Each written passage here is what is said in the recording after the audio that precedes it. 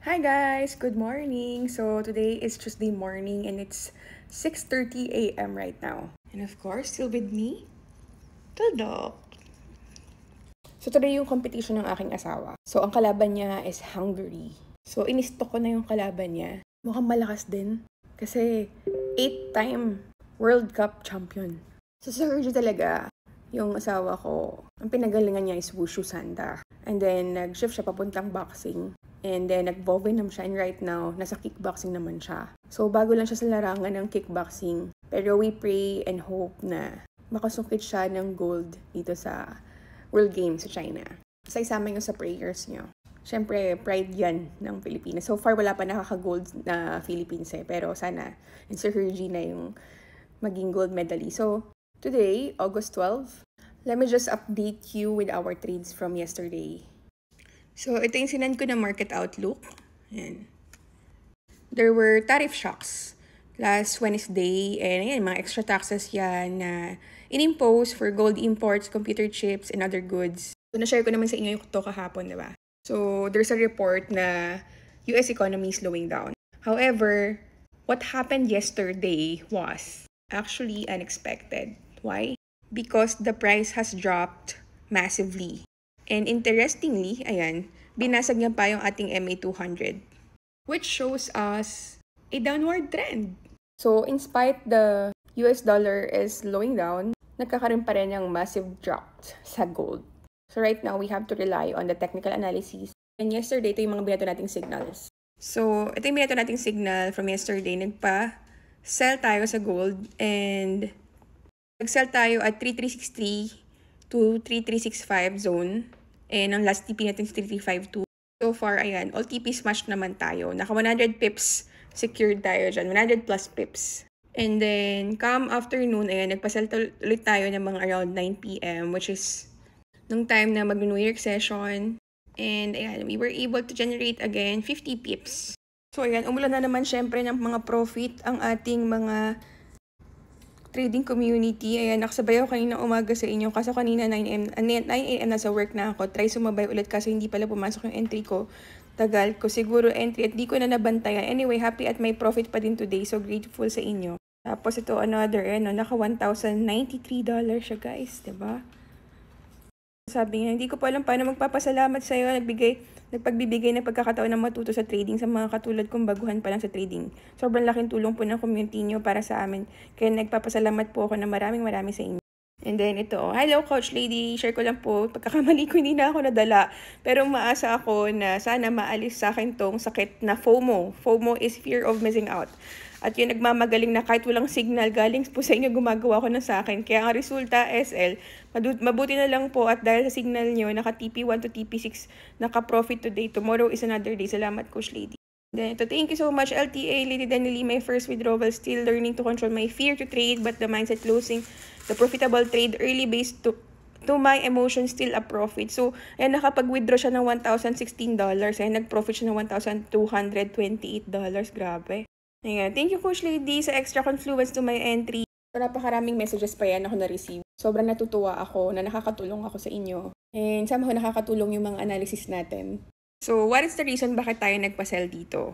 So, nung pag-break niya itong ating MA200, itong MA200, this is very solid support, okay? So, pag ito binasag, there's a high tendency na magtutuloy-tuloy na yung pabagsak.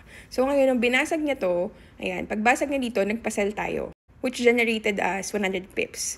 And then, I'm just waiting na magkaroon ng retest ulit dito sa MA200, which I believe na ito can be considered na. And then, nagpa-sell ulit tayo, which gave us another 50 pips. Ang pinaka naging confluence natin dito was our MA200. This is the average of 200 candlesticks. This one, ayan. Pwede yan iset dito sa trading view, EMA, ayan. And then, set nyo na lang to 200 points. So, the question is, hanggang saan kaya babagsak ito, diba? So, pwede tayong mag-drawing actually na Fibonacci retracement if we are expecting na aakyat pa to. So, tingnan natin na. So, we have here the golden zone, which is this area. Ayan. 3343 to 3324. So, kung mapapansin nyo, ayan o, nag-react yung presyo dito sa 50%. Ayan o, nag-react siya dyan. That's why nagkaroon ng ganitong candlestick last night. Or I think this morning yan, ayan. So, So, dahil this is our golden zone, ayan, this area, there's a high chance na magbabounce lang siya from our golden zone and then akit na siya patuloy pataas. You still have to watch the volume. Depende pa rin yan kung meron na bang power ang mga buyers. Kailangan natin ng mga extra confluences, most especially, syempre, makakita tayo ng mga bullish candlestick, bullish patterns, para ma-confirm natin na talagang ire-reject niya itong, or ire-respect niya itong ating golden zone. So, how much did we generate from yesterday? Ayan. So, ito yung pinapakita ko sa inyo laging account, which is nag-deposit tayo dito ng $2,000, remember? So, lagay natin, sige, that's 3 months. So, nag-deposit tayo dito ng $2,000. Ayan, $2,000 noong July 29. And so far, ayan, meron na tayong profit na $1,719. So, which is almost ROI na tayo. So, ngayon, magkano ba yung naging profit natin from yesterday? So, tignan natin, custom natin. Yesterday was August 11. Ayan. Done. So, ayan, we were able to generate $389. So, 389. Ayan, we were able to generate 22,197 pesos. From that setup na ginawa natin yesterday, nung pag-break niya nung ating MA200. That's it for our trade yesterday. So, let's see today if meron ba tayong magiging mga setup. But one thing I will give you an assurance is that every day we have chances to make profit. Hindi nyo kailangan ma-FOMO. So, for newbies, ano ba yung FOMO? FOMO is fear of missing out. It is actually one of the biggest account killers in trading. Yun yung parang na-feel mo na urge to jump into trading. Kahit wala ka pa ng mga extra confluences, you're not yet sure. It's just that nakikita mo is everyone profiting and then ikaw naiwan. Because you're seeing the price moving very, very fast and you don't want to get left behind. And you always think that this is the last opportunity.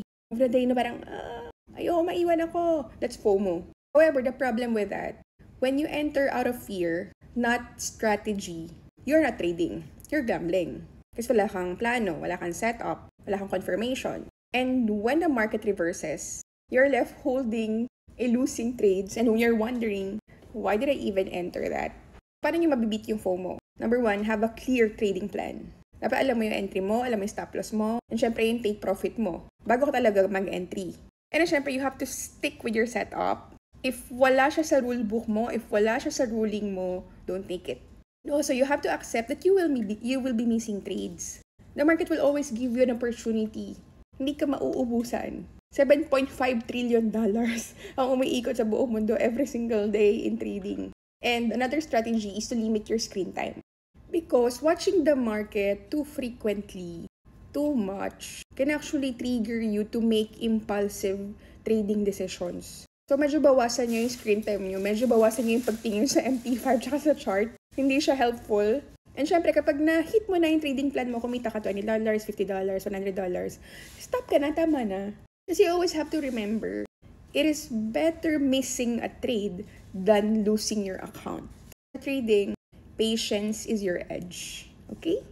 So today we're wearing again sports bra from Adonis and ayan, Pilipinas because we are supporting my husband. And syempre, meron ulit nakalagay yan sa likod na Hergy Bakyada na yan. Para at least kahit hindi tayo nakasama doon sa China, support pa rin tayo. Cheer tayo sa aking asawa. So, today is swimming day again with Coach Kaka. Ayan, meron ulit tayong swimming lesson. By the way pala guys, we have webinar tonight. It's free. And our topic is about TradingView, on how you will be able to utilize the TradingView. Paano nyo magagamit yung mga tools doon. And paano kayo makakapag-trade mismo doon sa TradingView. Of course, ang kasama natin tonight is si Coach Melvin. So, join us tonight. Lalagay ko po yung registration link dyan sa ating comment section para maka-join po kayo. So, if you wanted to finally start your trading journey, join us tonight. See ya, everyone! So, ayan guys, feeling muna tayo for today's exercise with Kaka. Kunin ko lang sa bed. Guys, napakaganda ng view dito. Ayan. And then, ito yung lap pool nila. This is 25 lap pool. Tapos na kami mag-swimming. Ayan guys, Hergy Bakyada